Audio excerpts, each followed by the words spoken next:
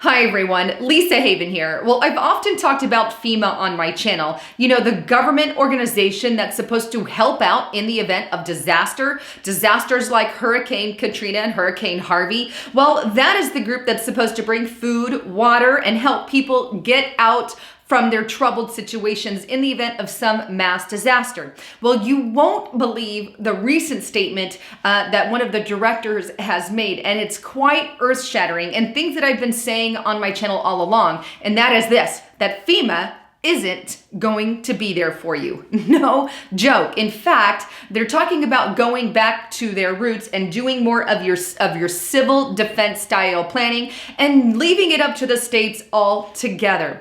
Check out this first report, and this is on shepherdsheart.life, and it's also found on multiple others. They're all going to be in the description box below, but this is just one, and it's titled FEMA's Blunt Force Trauma. We won't be there for disaster. The report goes on to state that Daniel Kanowski, FEMA's deputy administrator, said in a speech Wednesday at the George Washington University Center for Cyber and Homeland Security that, quote, FEMA is not a first responder.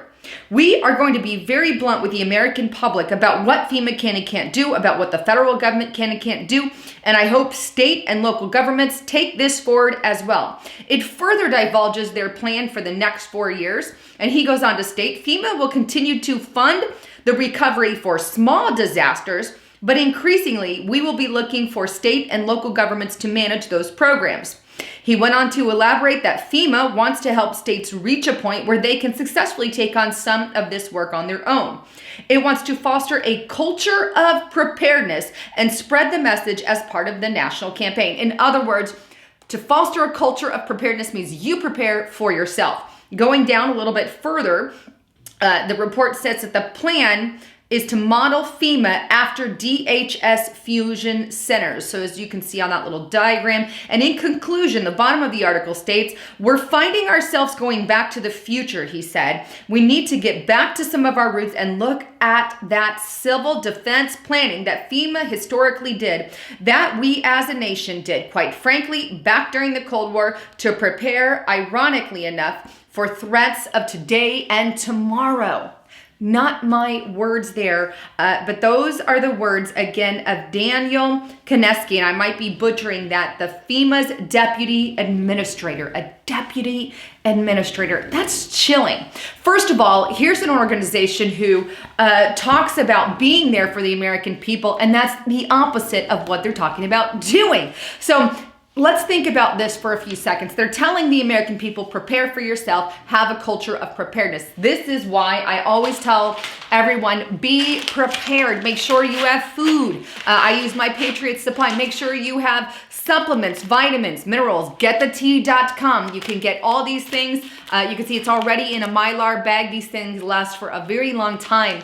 But get supplements and buy them in bulk. You can do that at GetTheTea.com. Just let them know you heard it on Lisa Haven. But these are just, that's aside from the point. Make sure you have medical supplies because these organizations are not there to help you per se. And when they go in, let me tell you what I've heard from a lot of you. Like I've met a ton of you at conferences and everything of that nature, and people who actually work for FEMA, not on one occasion, but on multiple occasions. And half the time, the approvals don't go through. Packages may get sent to, say, Puerto Rico or whoever for help. They get sent back, or it just gets cut through the loopholes, and no food gets sent by FEMA. So who ends up doing the majority of it? Well, you, the public. The public carries the brunt of the force.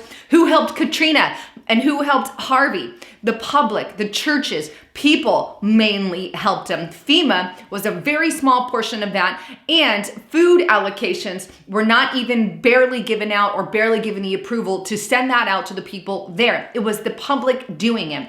Now, I know people inside of FEMA and inside other organizations that work for the government that have specifically told me on numerous occasions that they don't send out the food when they're needed because they don't get the proper authority, or the authority, it gets sent and it gets brought back. Is there a reason for that? Absolutely. Because as I've said numerous times, it's not really helping the way that it's supposed to help. I don't believe that's part of it. Now, you also know on my channel, you've read the document, internment and resettlement document that I've talked about numerous times now. I've read this in its entirety. This report is your FEMA camp. However, they call it an internment resettlement camp, also known as RX-84 centers, which are supposed to be along our borders in the event of a mass invasion.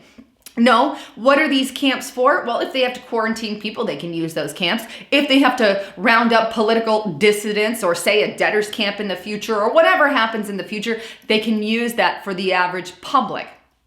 They're not concentration camps in the style of back in Nazi Germany area, but they are somewhat of a prison. There are prisons. That is what they are. And I revealed this on the internment and resettlement documents, which I don't want to get into it too much, but these are not prisons for prisoners and criminals like you think who go to jail, but they are for the average public in the event of a disaster, in the event of a quarantine, in the event of displaced persons, lots of multiple reasons, or political dissidents if they get to that point, which I hope we never get to that point here in America. But now FEMA is saying the whole reason that they're supposed to be out there helping the average everyday citizen is to help us in the event of disaster. Now they're saying, we're wiping our hands. We're not going to be there for you. Forget the fact that they have all this food that's been provided, right? No, they're not going to be there for you. And now it's up to the state and local departments and the churches and the people there, which I think churches and stuff need to help with that anyway. We can't rely on the government for things like that anyhow,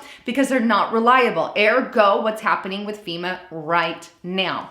It's not about technically helping the person per se, but more about control of the people group, control of America to a level and to a point. So lots of things to think about. Yes, FEMA camps are real. I've done reports on that as well. Not as many as the maps on, if you Google the maps on there, there's hundreds of little dots. Those are things that can be converted into FEMA camps. Don't classify that as a full one, though it can be. But there's also, I think, 35, 36 scattered throughout America at this time.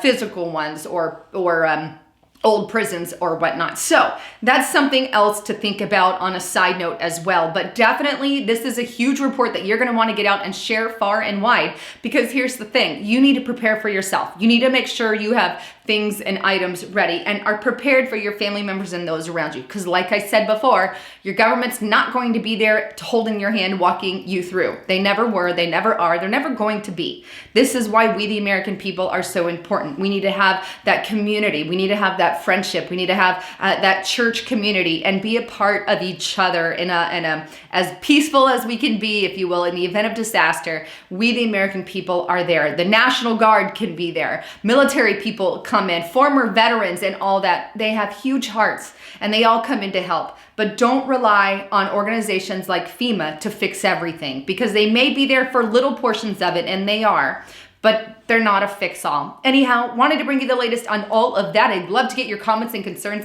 on that. If you like what you heard on my channel, give me a thumbs up, share it on your social media, and make sure you subscribe to the channel. And most of all, go to lisahaven.news and please subscribe to my newsletter there. I haven't started sending them out in mass yet, but if anything ever happens to my YouTube channel, it's the only way I can keep in contact with you is via my website. So lisahaven.news, and put in your email address so we still have a way to contact in the event that something happens censorship-wise. Well, thanks again for tuning in. I'm Lisa Haven, signing out.